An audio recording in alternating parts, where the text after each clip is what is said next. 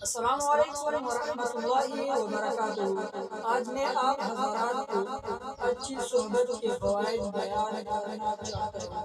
علامہ محمد رحمۃ اللہ علیہ فرماتے ہیں، اللہ تعالیٰ ایک نیک آدمی کی خاطر اس کی اولاد اور اولاد کی اولاد تک حفاظت فرماتے ہیں، اور اس جگہ تک کی حفاظت فرماتا ہے جس میں وہ ہوتا ہے، یہاں تک کہ اس کے قرب و جوار اور آس پاس کی چیزوں تک کی حفاظت فرماتا ہے۔ چنانچہ یہ سب کے سب ہمیشہ اللہ تعالیٰ کی حفاظت اور نگہبانی میں رہتے ہیں۔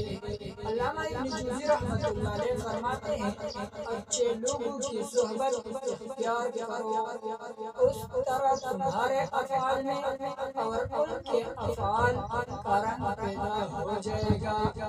علامہ فرید الدین عطا رحمۃ اللہ علیہ فرماتے ہیں، اگر تو عقل و شعور رکھتا ہے تو درویش بن اور درویشوں میں بیٹھ، اللہ والے فقراء کے سوا کسی دوسروں کے پاس کبھی نہ بیٹھ، جہاں تک ممکن ہو ان کی مجلسوں سے دور نہ ہو۔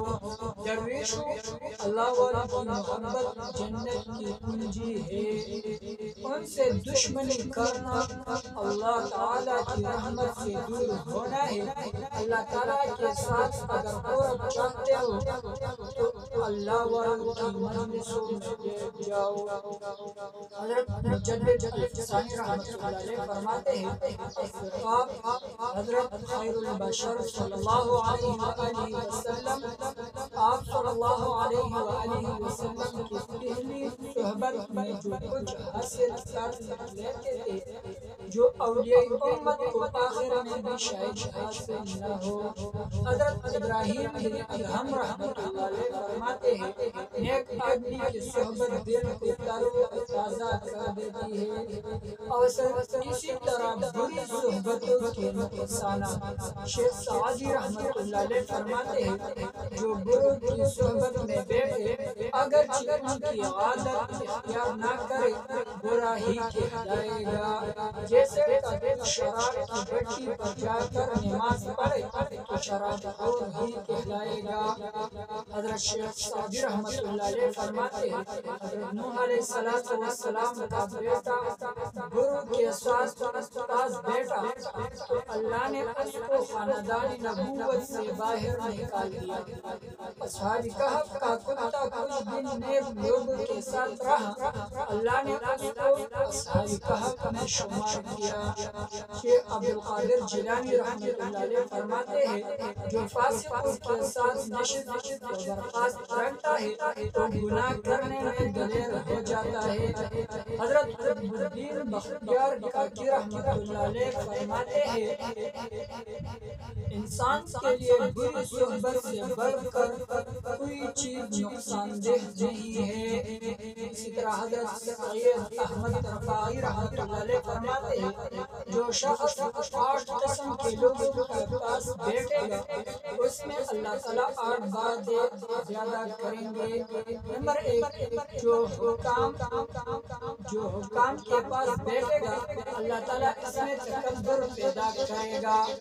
جو مالداروں کے پاس بیٹھے گا اس میں دنیا کی حرص پیدا ہوگی۔ جو فقراء اور درویش کے پاس بیٹھے گا اس میں تقدیر پر راضی ہوگا۔ جو بچوں کے پاس بیٹھے گا اس میں لہو لعب کا شوق ہوگا۔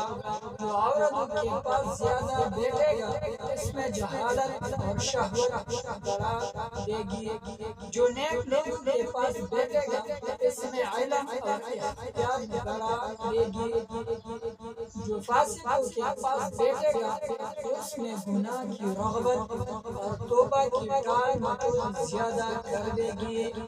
عاقل کی صحبت دین و دنیا کی ترقی کا سبب ہے، اور بیوقوف کی صحبت سے دین و دنیا کا نقصان اور موت کے وقت حسرت و پریشانی اور آخرت میں خسارہ ہوتا ہے۔